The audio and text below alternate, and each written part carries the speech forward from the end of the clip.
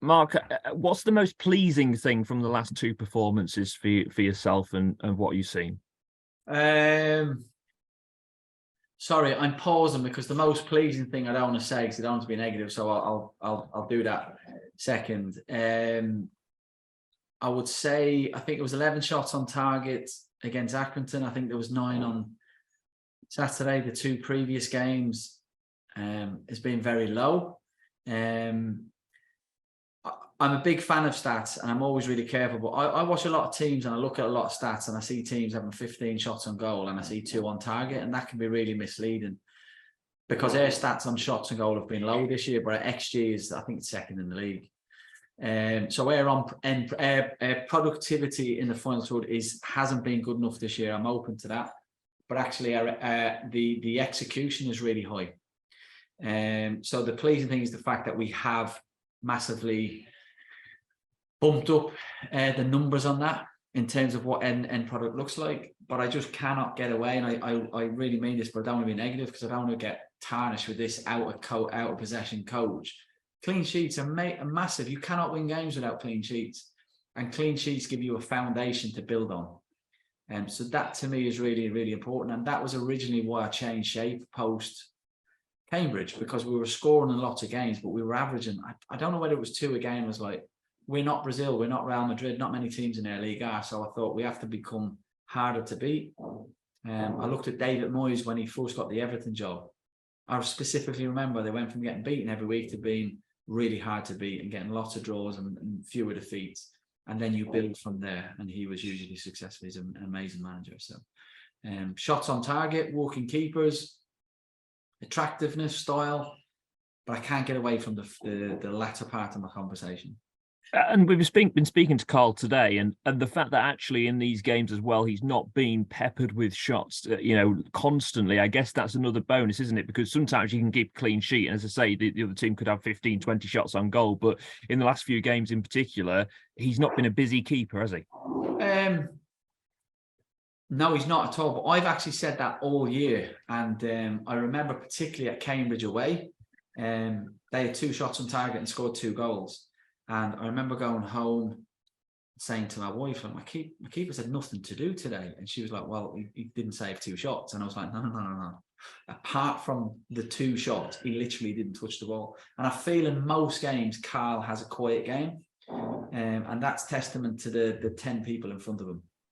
And that's the big thing, I guess, for you, isn't it? That it's not just about one player; it's about the whole team working together to put into practice what you come up with as a coaching team to make sure that they're not conceding goals and not conceding shots. Yeah, and I grew up watching. My hero growing up was Ian Rush at Liverpool, and I was obviously a prolific goal scorer, but he's so famous for how he would set defensive.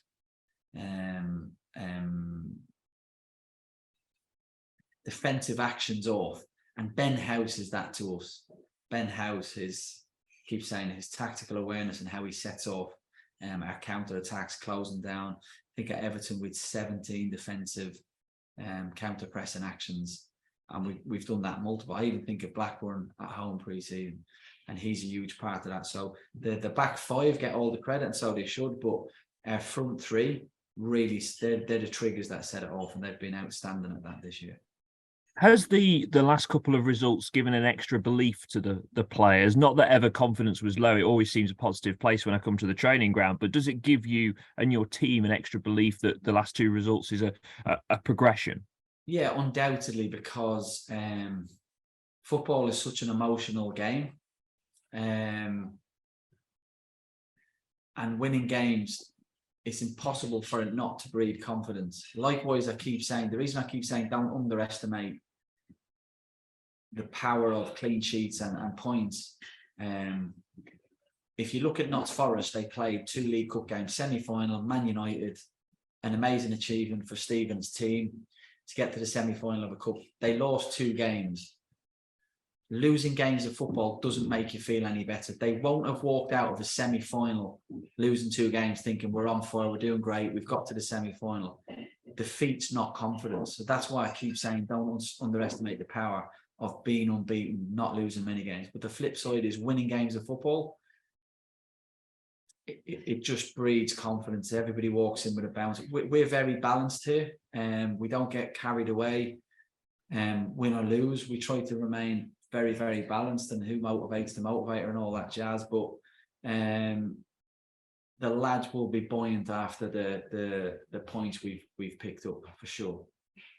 On that, on confidence and unbeaten runs, Derby lost theirs at the weekend to Wycombe. Does that help or hinder you going into Tuesday night, do you think?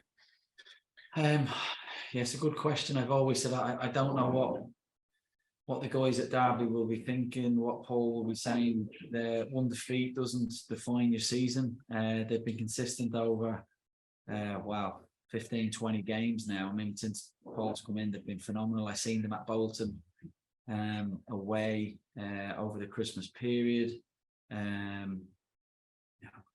Incredible manager. 3 promotions in his last 6 years, phenomenal. Well respected in the game. I know a lot of players at Derby personally. Great club.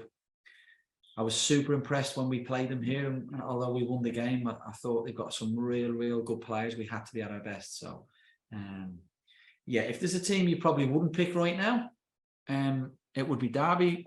But I don't think at any point in the season, whoever we were pitted against, I've always been super confident.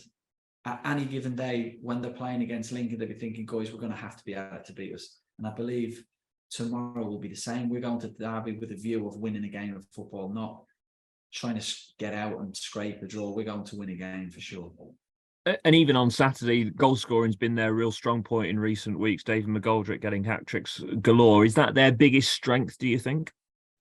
I think they're just I think individually they got very good players. I was at Ipswich with Didsey. What an amazing career. I've seen him up close hand. Phenomenal pro.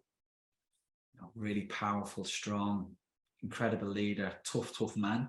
Really nice. I look at people like Conor Hoare, and that they've just got quality throughout the team. Top class manager. Yeah, just a club I look at and think brilliant. And what a club should look like, especially after the tough times they've had. So I think I've talked about Didsey and a little bit on Connor, but I think they've got real Mendes, Lang, they've Collins. I won't bore you. They're a pretty good side. As for yourself, did everybody come through okay from the weekend injury wise? Yes, they have. We thought we'd have yes, they have is the answer. We thought we were worried about a couple, but everything's okay. It's just decision making on what's best for the group. And I've always said I don't look past the next game, but you always have to be mindful of what's around the corner as well. So, but yeah, there's been no injury scares. I thought there were a couple after the game, but everybody's okay. And just finally, I know the club have been given extra tickets for tomorrow's game already. I think around 2,000 going, some more tickets available. What's your message to those fans who may be thinking, shall I go, shan't I go tomorrow? What would you say to them? Oh, please come to the game. Our home games are phenomenal this year, but the away games have really been eye-catching. And ironically, the one that really stands out to me was Peterborough away, when we lost 4-0 and were well beaten and were individually poor on the day and deserved a 4-0 thrashing as well. Fans were just, if I think of all the games I've been involved in my career, I'll never forget that game. And when Danny came here, we talked about stuff like that. They have such a huge influence on the team. And I keep saying it doesn't go unnoticed. And it's one of my things. I understand. I don't want to get into the politics of the Papa Johns and stuff like that, but I personally really miss the fans in those games. And it was the one negative for me as a coach, that we couldn't share the moments with them, and we really missed them in that. So the impact they have on the team, especially with it being a young team as well, is huge. It's been really evident this year, and it's been really pleasing for me, and I'm very proud of the fans and the players, that connection they've got together. And I look at Regan on Saturday after the game, that you see the connection, and looking at Carl, how he remonstrated with the opposition fans, and it's been brilliant. It's been a really big thing for me this year. Standout point in the season is the togetherness between the groups.